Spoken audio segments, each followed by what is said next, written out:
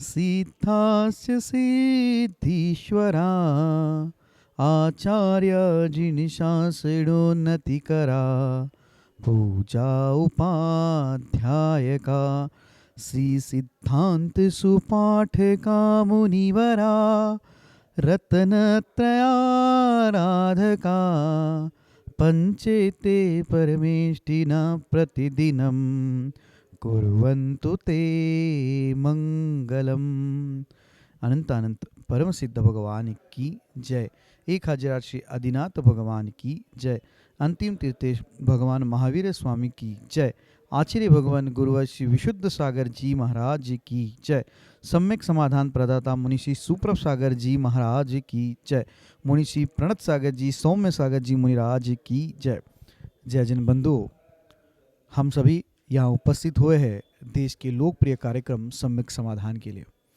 एक ऐसा कार्यक्रम, एक अनूठा प्लेटफॉर्म जिसके माध्यम से हम सभी के मन में उठने वाले जो विकल्प है उस विकल्पों का सम्यक समाधान मुनिश्री अपने मुखारविंद से हम सभी को प्रदान करते हैं। कितने अहोभाग्य के वह क्षण होंगे जिस क्षण में अपने मन में उठने वाले विकल्पों का समाधान पंचम परमेष्टि साधु परमेष्टि के मुखारविंद से हम सभी को प्राप्त होता है। अगर आप इस कार्यक्रम से जुड़ना चाहते हो या कार्यक्रम के माध्यम से अपने मन में उठने वाले विकल्पों का समाधान चाहते हो तो कार्यक्रम में नीचे जो पट्टी पे स्क्रॉल पे या फ्लिप पे जो हमारे नंबर चल रहे हैं, हमारे ईमेल आईडी है, उसके माध्यम से आप अपना विकल्प हम तक पहुंचा सकते हैं। उस विकल्पों को एकत्रित करके मुनिषी तक पहुंचाया जाएगा। वो मुनिषी के मुखारविंद से हम सभी लोग सम्यक समाधान प्राप्त करेंगे। सम्यक समाधान के माध्यम से आप अपने विकल्पों का समाधान प्राप्त कर ही सकते हैं एवं उस विकल्प के कारण अन्य लोगों के मन में जो विकल्प है उसके विकल्पों का भी समाधान हम सभी प्राप्त कर सकते हैं। तो आप जल्द से जल्द अपने मन में उठने वाले विकल्पों को हम तक पहुंचाएं और हम सभी लोग उस विकल्प का सम्यक समाधान मुनिषी के मुखारविंद से प्राप्त करेंगे। मुनिषी के चरणों में नमोस्तु करते हुए आज के उस कार्यक्रम को, लोकप्रिय कार्यक्रम की शुरुआत करते हैं। मुनिषी प्रणत सागर जी महाराज से निवेदन करते हैं कि हे स्वामी, आज के कार्यक्रम को गति प्रदान करते हुए संचालित करें। नमोस्तु नमोस्तु नमोस्तु।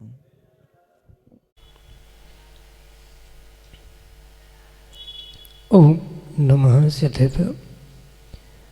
नमः श्रीवर्धमानाय निर्धूतकलिलात्मने सालोकानां त्रिलोकानां यद्विद्यादर्पणायते यद्विद्यादर्पणायते। पंच परमेष्टि भगवान की परम पूज्य आचार्य भगवंत गुरुवर विशुद्ध सागर जी मुनि महाराज की, परम पूज्य मुनि श्री सुप्रभ सागर जी महाराज की, 3 करोड़ मुनि राजों की जय। बोले मुनि प्रणत सागर जी महाराज की जय। सम्यक समाधान एक ऐसा कार्यकारी उपाय जो निश्चित ही हमारी आत्मा को परमात्मा बनाने की ओर ले जाने वाला है। सम्यक समाधान जो हमारे ही मन के उन अनेकानेक विकल्पों का सम्यक समाधान प्रदान करके और हमारे लिए एक लौकिकता में भी अनूठी सुख शांति प्रदान कराने वाला है। सिर्फ थोड़ा सा पुरुषार्थ करने की आवश्यकता है और अपने विकल्प को समीचीनता प्रदान करने की ज़रूरत है। विकल्प यदि समीचीन है और उस समीचीन विकल्प का सम्यक समाधान जब हमें किसी निर्ग्रंथ गुरु से प्राप्त हो जाता है तो निश्चित ही वह हमारे कल्याण का मार्ग खोल देता है। ऐसे आत्म कल्याण की वह अनूठी विधा समीचीन विकल्पों का सम्यक समाधान जो कि हम सभी परम पूज्य मुनि श्री सुप्रभ सागर जी महाराज के मुखारविंद से प्रतिदिन प्राप्त कर रहे हैं। प्रारंभ करते हैं आज का सम्यक समाधान और आज के पहले विकल्प के लिए ललितपुर उत्तर प्रदेश से श्रीमती कल्पना जैन महाराज श्री के चरणों में कोटि कोटि नमोस्तु निवेदित करते हुए अपना समीचीन विकल्प रख रहे हैं कि महाराज श्री, हम स्त्रियां भगवान को नहीं छू सकती, भगवान का अभिषेक नहीं कर सकते, लेकिन हम भावों से भगवान के चरण छुएं और अभिषेक के भाव बना सकते हैं क्या? हमारे समीचीन विकल्प का सम्यक समाधान करने की अनुकंपा करें। नमोस्तु महाराज जी, नमोस्तु। ओम नमः सिद्धम। परम पूज्य आचार्य भगवान गुरुवर विशुद्ध सागर जी महाराज की जय बोले मुनि श्री सुप्रभ सागर जी महाराज की, मुनि संघ की जय। श्रावक या श्राविका कोई भी क्यों न हो, वह पूर्ण रूप से भगवान के पूजन, अभिषेक आदि की भाव आदि का विचार अवश्य ही कर सकता है। ये हमें आगम के परिप्रेक्ष्य में बहुत अच्छे से समझने की आवश्यकता है कि जो ये वर्तमान में व्यवस्थाएं बनाई जा रही है कि कब, कहाँ, कैसे, कौन, किस प्रकार से अभिषेक पूजन आदि करेगा, ये व्यवस्था भिन्न विषय हो सकता है। पर द्रव्य पूजा, द्रव्य अभिषेक, द्रव्य कार्यों के साथ साथ भाव पूजा, भाव वंदना, भाव अभिषेक आदि सामान्य रूप से हर कोई जीव कर सकता है, उसमें कोई भी दोष नहीं। मात्र अभिषेक ही नहीं, अपितु दान आदि देने के भी निमित्त से आचार्यों ने स्पष्ट कहा है। मात्र स्त्री पुरुष आदि का ही भेद नहीं, अपितु एक तिर्यंच भी भगवान के प्रतिमा को देखते हुए उनके चरण स्पर्श, उनके अभिषेक, मुनिराजों को आहार दान आदि की अनुमोदना वह अवश्य ही कर सकता है। अनुमोदना तभी होती है जब वास्तविकता में उसे कृतकारित करने की शक्ति नहीं होती, तभी वह अनुमोदना करने की शक्ति धारण करता है। जैसे तिर्यंच है, कुछ ऐसे स्त्री पुरुष है, श्रावक श्राविका है, कुछ कुल के माध्यम से या कुछ ऐसी व्यवस्था के कारण से साक्षात अभिषेक नहीं कर पा रहे हैं, दान आदि नहीं दे पा रहे हैं, ऐसे समय पे वह अगर अनुमोदना करते हुए भावों से ये भावना भा रहे हैं कि हम भावों से ये सब कुछ कार्य कर रहे हैं जो अन्य पुरुष हो या अन्य कोई जीव कर रहा है, तो उसमें किसी भी प्रकार से कोई भी दोष हो ही नहीं सकता। इसलिए भले ही आप स्त्री पर्याय में हैं, पर भावों से श्री जी के चरण स्पर्श करना, उनके अभिषेक करे, या भविष्य में भी मैं कभी पुरुष बनकर साक्षात भगवान के चरण स्पर्श करूं, अभिषेक करूं, मैं साक्षात देव बनूं, आदि आदि भाव करने में, भावना भाने में किसी भी प्रकार से कोई दोष नहीं है। हाँ, ये व्यवस्था तात्कालिक द्रव्य पर्याय आदि की प्रत्याशक्ति के निमित्त से अवश्य ही माना जा सकता है, पर वास्तविकता में ऐसा भाव पूजा, भाव वंदना, भाव अभिषेक, भाव दान या इन शुभ क्रियाओं की अनुमोदना रूप भाव करने में किसी भी प्रकार से कोई दोष नहीं हो सकता। यही आपके लिए सम्यक समाधान।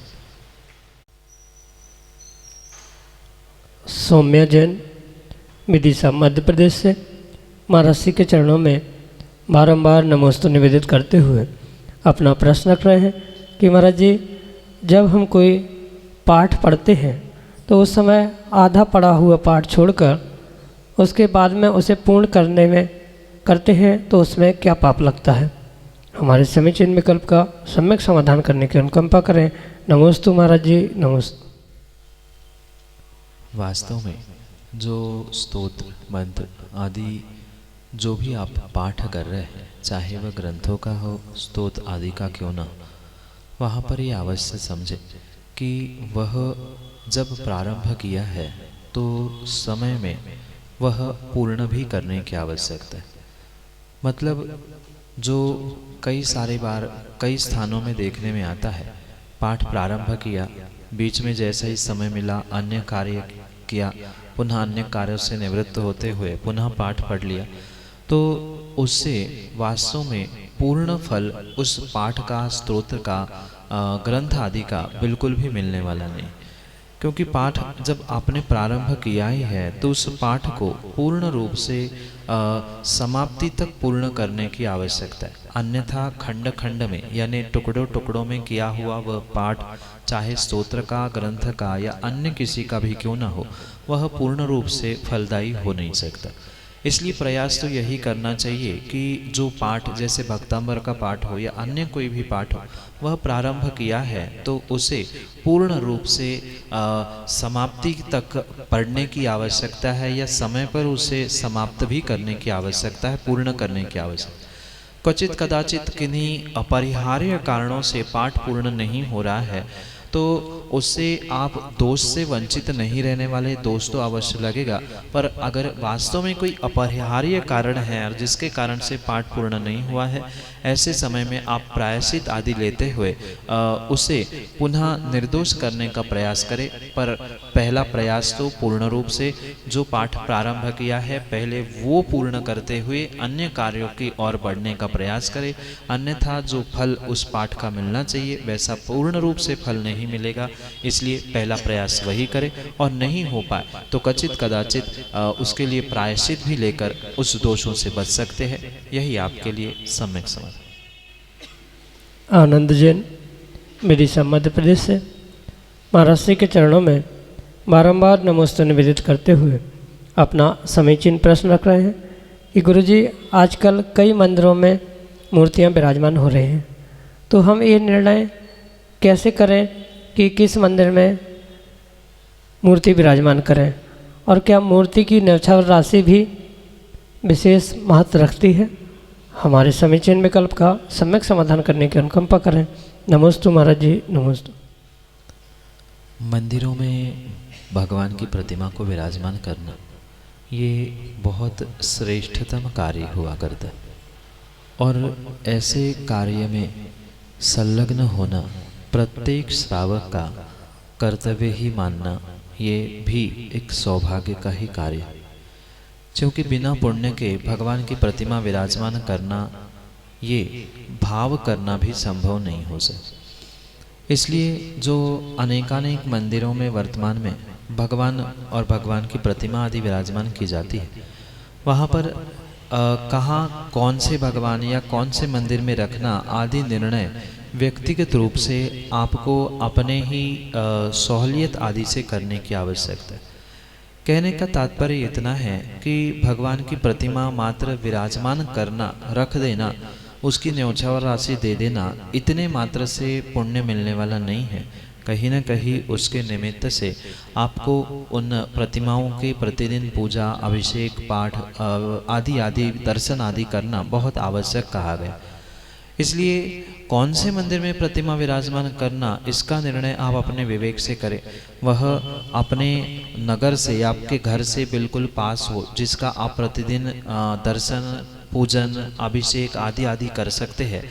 ऐसा मंदिर आप तय करें जो आपके लिए सहूलियत से यानी आपके लिए कार्यकारी निमित्त बन सके रोज प्रतिदिन दर्शन करने।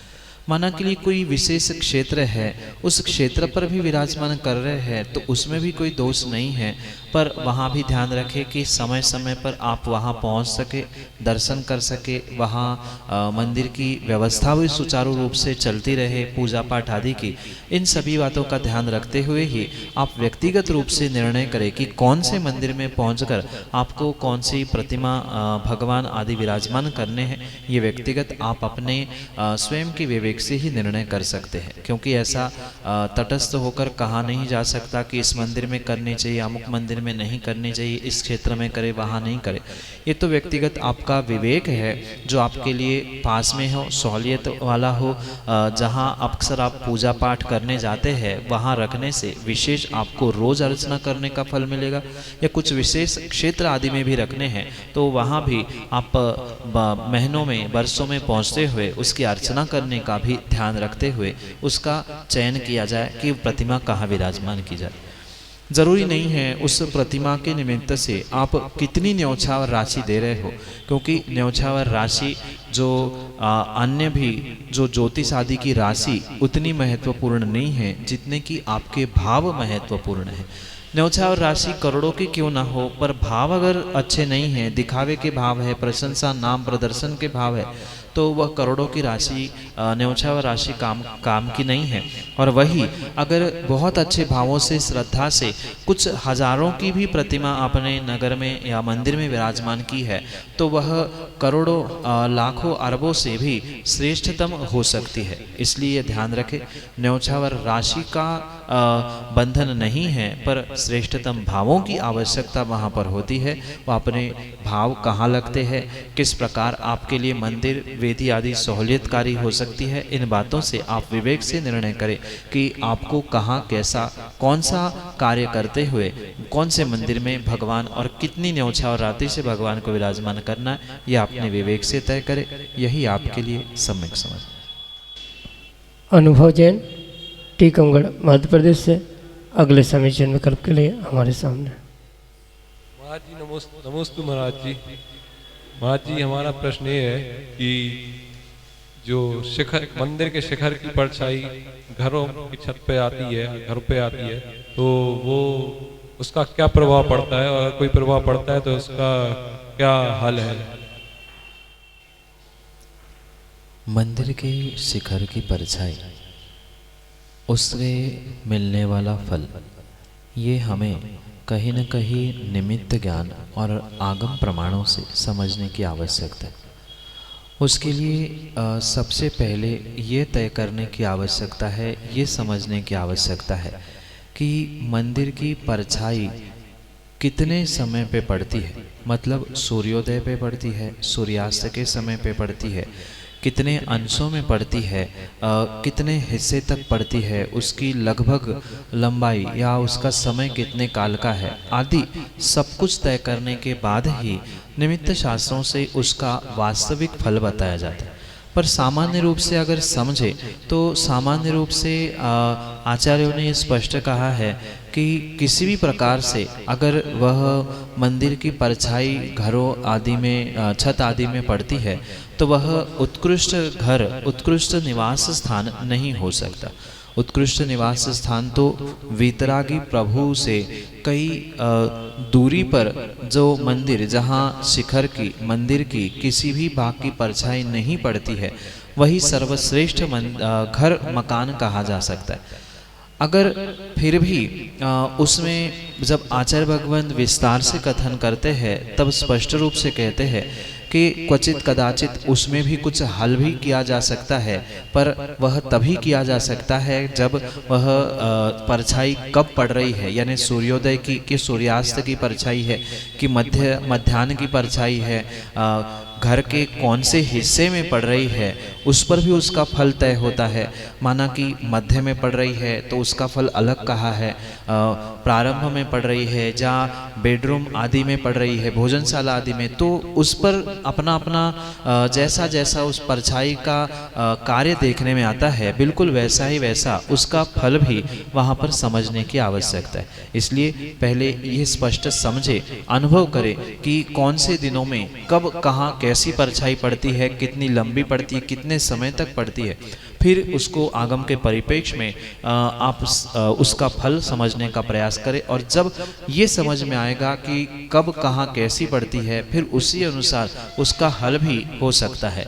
श्रेष्ठतम बात तो यही है कि अगर दूसरा कोई ऑप्शन हमारे पास है कि हम अन्यत्र कहीं रह सकते, ठहर सकते हैं, तो वो उत्कृष्ट बात है। अगर नहीं छोड़ सकते हैं तो फिर उसके फलों को, उसकी दिशा आदि को समझते हुए उतने हिस्से को छोड़ देना, या और भी कुछ तरीकों से हम उसके हल को प्राप्त कर सकते हैं। पर वास्तविकता में पहले उसकी दिशा, समय, काल आदि सब कुछ तय करना होगा, फिर उसका हल भी तय किया जा सकता है। यही आपके लिए सम्यक समझ। सुप्रिया जैन, टीकमगढ़, मध्य प्रदेश से अगले समीचीन विकल्प के लिए।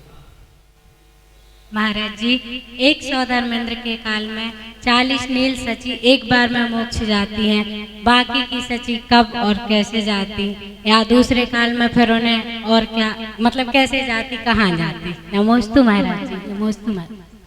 हाँ, ये परम सत्य है कि एक सौधर्म के काल में 40 नील सचिया मोक्ष को प्राप्त करती है। यहाँ इस आगम की व्यवस्था को बहुत अच्छे से और विवेक से समझने की आवश्यकता है। जब एक स्वधर्म अपने काल को पूर्ण करता है, यानी उसको जब तक मोक्ष जाने का काल कहा जाता है, उतने काल में ही वह 40 नील सजियों को मोक्ष जाने का काल समय कहा है। वहाँ कोई शेष सचिया बचती ही नहीं है जो अन्य काल में मोक्ष को चले जाए।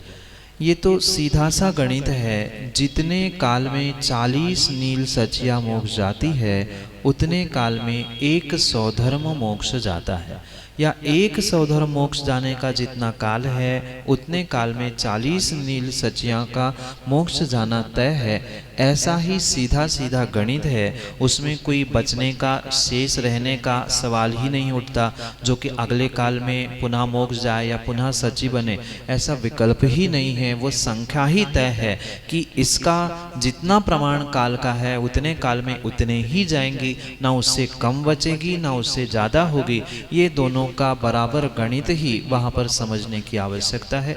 यही आपके लिए सम्यक समाधान। नरेंद्र कुमार जैन, लोकमान चौराहा, टीकमगढ़, मध्य प्रदेश से अगले समीचीन विकल्प के लिए। महाराज जी के चरणों में त्रय बार नमोस्तु नमोस्तु। हे महाराज, यदि सारे जीवन व्यक्ति संयम का पालन करे, ऐसा शास्त्रों में कहा है, तो अंगुली पर्याय देव पर्याय मिलना तय है। जबकि महाराज देव पर्याय असंयमी होती है, तो संयम का फल असंयम में जन्म होना क्यों? नमोस्तु। संयम का फल किसी भी प्रकार से असंयम है ही नहीं है।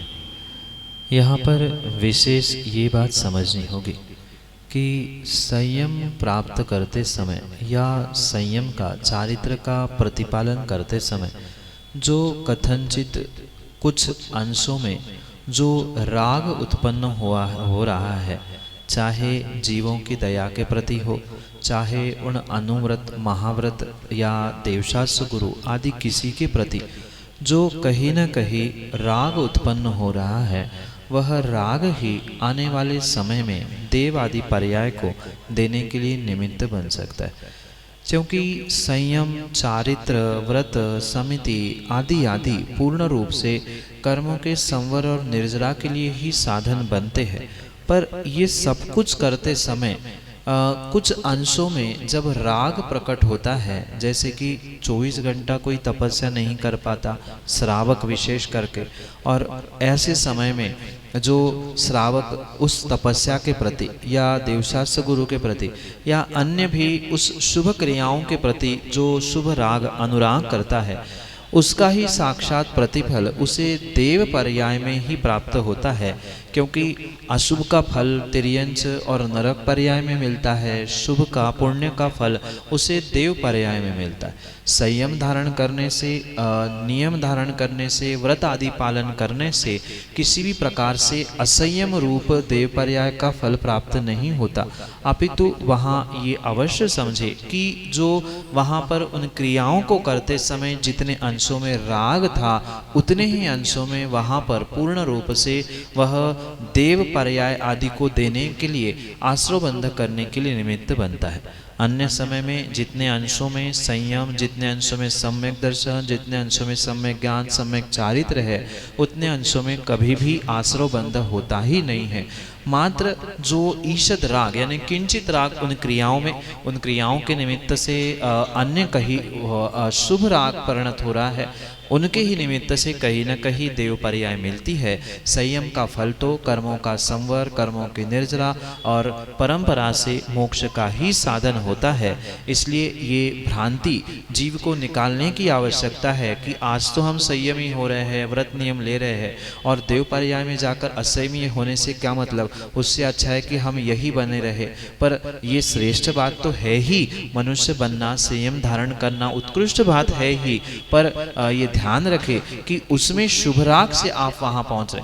पर अगर कोई व्यक्ति संयम धारण करते हुए, चारित्र धारण करते हुए ये भाव धारण कर रहा है कि मैं संयम नियम इसलिए ले रहा हूँ कि आने वाले समय में मुझे कहीं ना कहीं भोग प्राप्त हो, स्वर्गों का सुख प्राप्त हो, तो वो भी उसका सोचना उचित नहीं है। ऐसे निदान बंध से भी क्वचित कदाचित वह स्वर्ग आदि में जाकर देव भोग आदि प्राप्त कर सकता है। इसलिए वहाँ संयमियों को भी ऐसे भावों से संयम धारण नहीं करना चाहिए। अगर ऐसे भाव या कुछ राग उत्पन्न हो रहा है उसके कारण से ही वह स्वर्ग जाता है, अन्यथा निर्जरा और संवर ही उस संयम तप व्रत आदि का मुख्य साधन हेतु कहा गया है। यही आपके लिए सम्यक समझ। कोटा राजस्थान से आयुष जैन अगले समीचीन विकल्प के लिए। नमोस्तु गुरुदेव, मेरी जिज्ञासा थी जब खंडन योग में त्रिलोक सारजी पढ़ते हैं तब उसमें एक द्वीप या एक समुद्र में स्थूल क्षेत्रफल या सूक्ष्म क्षेत्रफल निकालते हैं, तो उनमें अंतर क्या होता है? नमोस्तु महाराज। शायद आपको यह ज्ञात होगा कि खंडन योग में अनेक प्रकार के प्रमाण कहे गए और अनेक प्रकार के प्रमाणों में कहीं उपमानमान कहा है, कहीं संख्यामान कहा है। वहाँ भी उसके भी कहीं न कहीं अनेकानेक भेद भी आचार्य भगवंतों ने किए। जैसे कि योजन आदि का विषय आता है, वहाँ योजनों की भी अपेक्षा से शायद दो बातें आपने सुनी होगी, एक छोटा योजन और एक बड़ा योजन। जहाँ स्थूल क्षेत्रफल की बात आती है वहाँ उस बड़े योजन की अपेक्षा से हमें उसे स्थूल समझना, स्थूल का ही अर्थ होता है बड़ा और सूक्ष्म का अर्थ होता है छोटा। जब छोटे की अपेक्षा से वहाँ पर गणित लगाया जाता है वहाँ सूक्ष्म क्षेत्रफल आदि कहा जाएगा, और वही जब स्थूल रूप से यानी बड़े योजन की अपेक्षा से गणित किया जाएगा तो वहाँ स्थूल रूप से क्षेत्रफल आदि निकाला जाएगा। क्योंकि ये दोनों भी सब्जेक्टिव टर्म हैं, वहाँ जिस प्रकार का प्रमाण ग्रहण किया जाएगा, क्योंकि उस योजनों को भी ग्रहण करते करते कहीं ना कहीं हमें अनुमान से या जो उपमानमान कहा जाता है वहाँ आत्मांगुल, प्रमाणांगुल, उच्छेदांगुल आदि की अपेक्षा से भी बहुत सारी भिन्न भिन्न गणना भी समझने की आवश्यकता है। तो उस अपेक्षा से भी कथनचित उसमें थोड़ा थोड़ा सा बदलाव होता रहता है, क्योंकि आत्मांगुल, प्रदेशांगुल, साथ में उच्छेदांगुल आदि की अपेक्षा से, प्रमाणांगुल आदि की अपेक्षा से उसमें योजनों में भी कई सारा अंतर संख्या की अपेक्षा से होते हुए देखने में आता है। और बिल्कुल उसी के परिप्रेक्ष्य में ही यहाँ पर ये व्यवस्थित किया जाता है कि सूक्ष्म क्षेत्रफल या स्थूल क्षेत्रफल इसी के परिप्रेक्ष्य में गणना की जाती है। यही आपके लिए सम्यक समझ। जय जन बंधुओं, हम सभी लाभ ले रहे थे लोकप्रिय कार्यक्रम सम्यक समाधान का। प्रतिदिन के भांति यह कार्यक्रम 5:13 पे यूट्यूब चैनल सुप्रभ वाच के माध्यम से प्रसारित होता है। मुनिषी का नाम सुप्रभ और वाणी का पर्यायवाची नाम उवाच, सुप्रभ उवाच यह नाम चैनल का है। आप यूट्यूब पे सुप्रभ उवाच सर्च कर सकते हैं एवं सर्च करके इस यूट्यूब चैनल को सब्सक्राइब करें एवं उसका बेल आइकन प्रेस करें ताकि मुनिषी की अधिक जानकारी एवं जो सम्यक समाधान आदि कार्यक्रम है उसकी जानकारी भी आपको उपलब्ध होती रहे। नोटिफिकेशन के द्वारा आपको याद रखने की जरूरत नहीं है। प्रतिदिन ठीक 5:13 पे यूट्यूब चैनल सुप्रभ वाच के माध्यम से यही कार्यक्रम प्रतिदिन शाम को 4 बजे आदिनाथ टीवी चैनल के माध्यम से भी प्रसारित होता है। ठीक 4 बजे आदिनाथ टीवी चैनल के माध्यम से सम्यक समाधान उपलब्ध होता है। शाम को 7:40 पे जिनवा टीवी के माध्यम से मुनिषी के प्रवचन विगत चातुर्मास्थली विदिशा में सुक्ति मुक्तावली इस अद्भुत ग्रंथ पे हुए थे। उस प्रवचनांश प्रतिदिन शाम को 7:40 पे जिनवा टीवी के माध्यम से प्रसारित होते हैं। आप सभी लोग घर बैठे सुक्ति मुक्तावली इस ग्रंथ का स्वाध्याय करते हुए मुनिषी के वाणी का लाभ ले सकते हैं। प्रतिदिन 2:30 पे 2:30 बजे मुनिषी के प्रवचन आदिनाथ टीवी चैनल के माध्यम से भी प्रसारित होते हैं। आप सभी लोग दोपहर को 2:30 पे आदिनाथ टीवी चैनल के माध्यम से भी मुनिषी के प्रवचन का लाभ ले सकते हैं। आज के लिए इतना ही। मुनिषी के चरणों में कोटिशा नमोस्तु करते हुए आज के इस लोकप्रिय कार्यक्रम को यहीं पे विराम देते हैं। नमोस्तु नमोस्तु नमोस्तु।